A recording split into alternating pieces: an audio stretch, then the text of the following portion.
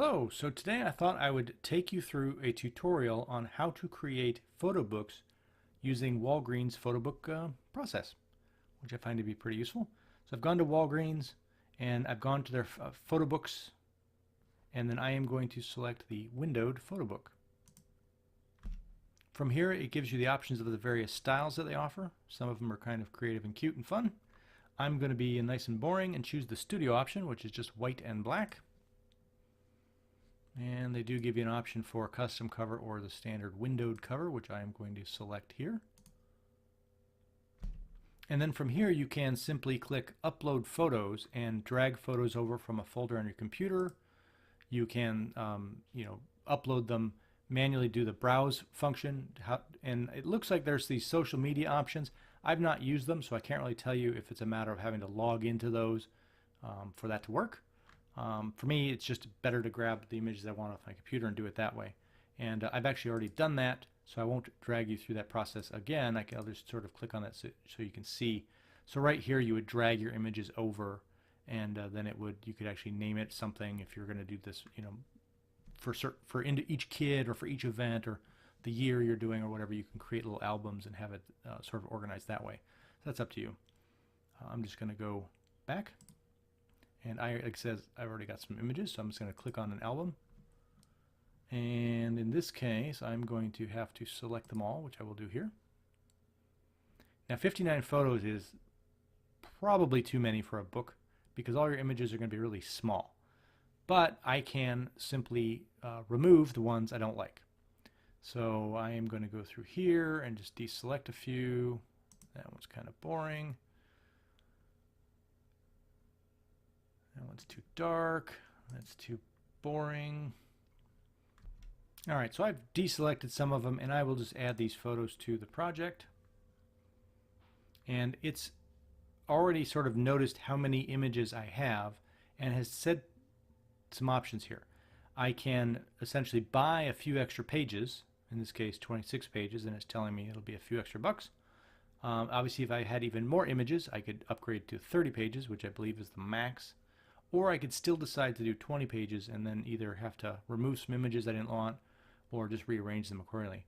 I'm going to be fine with the 26 pages. Now the two options here are to autofill, which means that the system itself will throw them on the pages for you, in which you can then go in and edit, which is really nice. Or you can place each one manually. For me, that's too much work, so I'm just going to click autofill. It's going to gyrate and it throws some stuff together and we can take a look at it. So this is obviously the cover. Now keep in mind that I believe the current cover is actually a smooth black. That's what when I bought mine, it came smooth black, not this textured look. So look for those options if that's important to you. Click this, it opens up. So in this case, I've got a white page with the photo. And then it gives me an image here. And again, you can click on here and you could swap it out. I'll show you more of that as we get into the interior of the book. And then there's text here. This is obviously, in my mind, it would be the title of the book itself, although this could obviously just be a title of this image here. And the nice thing is that this tool allows you to quickly change font if you wish. You want something, with a little higher impact. You want a different, more of an artistic style. You can do, a variety of things. You can change the size. And, pretty quick and easy. Going to click next. So here's where it actually starts to arrange some of the images. So on the left here, we have some text here, and I may want to have that. I can go in here and click, make edits to the text. You can also click this little guy here and rotate it. Now if you go beyond the border here, it's going to warn you to say that, hey, we can't print out there because obviously the paper ends. But in this case, I don't even want the text at all, so I'm going to go ahead and just delete that. Now I have a couple of options. One is I can click and drag this to try to center it. And you see that purple line shows up? That's sort of catching at the center point. It's actually pausing slightly, which is really nice. Same thing if I go this way, I can get there it is right there. So there I know that it's trying to center it for me based on what I have. The other option you can do is simply click the shuffle button and it will throw the image up. Now in this case you can see the border of the image here is good, but over here it actually is going over. So I may want to actually resize this image to try to ensure that it's going to print more of the way I want it to.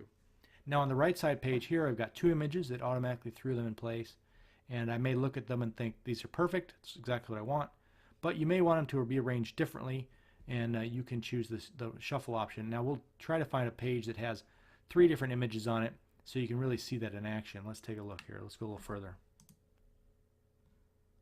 So on the left, one nice image, full size. On the right, we have 3 images, and the nice thing here is, again, you could click and drag and move things around manually, but that can get a little hairy and it can be a little bit difficult. So I'm just going to choose the shuffle button, and it's going to automatically sort of throw different arrangements out there from which to choose. So I could have some text added quickly, top, bottom. This is a little more of a scrapbook look to it. And you can just keep going. Now if you find something that you kind of like, but then you want to tweak it, again, this system allows you to do that. So here you could, add text to it. I could click and drag the text box, and then I could add text if I wanted to, which is very handy. Just going to hit shuffle again, and I'm going to say, it's scrapbook, I like the way that looks. So I'm going to hit next, and then I'm going to do the same thing here on the left. Maybe I want to try different text options, and on the right I'm going to try, oh, that's pretty cool, it's sort of 3 panes. So again, you go through all of your images, all of your pages, and play with the different options. Remove text, add text.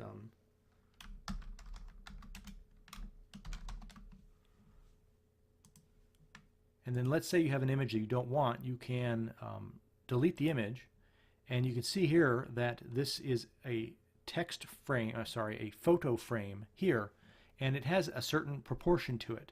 So if you go back to your photos and you want to drag something over that is a different proportion, it can mess you up. So I'm going to grab this image here and drop it in, and you can see that it's sort of cropped in much tighter than the original image. The original image is actually a vertically arranged image. So in this case, you either have to bring in an image that's similar, so a landscape, horizontally arranged image for a horizontally arranged one, or you will want to remove the frame before bringing the image in which case it then pops in.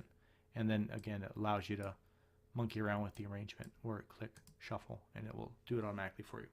So that frame option, if you delete an image, the frame option is really important. I actually messed up my own Photobook by 1 page doing that, by an image that I dragged in. I didn't realize it was cropping it, and it was fine, but just something I learned, so that's something I'm sharing.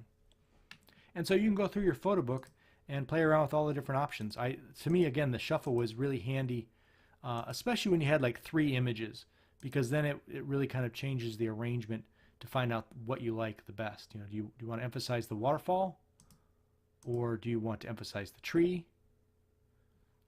Those are sort of the ways you can look at it. Or you may look at this, say, you know what, this one stinks, but I'm going to drag this over,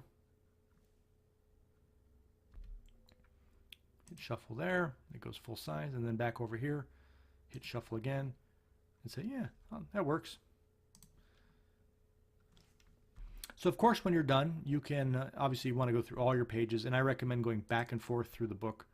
Imagine yourself sitting at the on a desk at the coffee table, at your chair, whatever, flipping through it, right? And sort of, if you're wanting to tell a story, or if you're just trying to get a sense of having things grouped together, like the types of images grouped together, if you want all your flowers together, all of your if you're into classic cars, for example, or you do sunsets, or you do the mossy trees like I've done here, whatever if you want to keep those together, you can obviously arrange your photos and spend some time to really go into it that way. As like here, you might look at these two and think, those don't really go together, even though this scene is just a few miles down the road from this scene.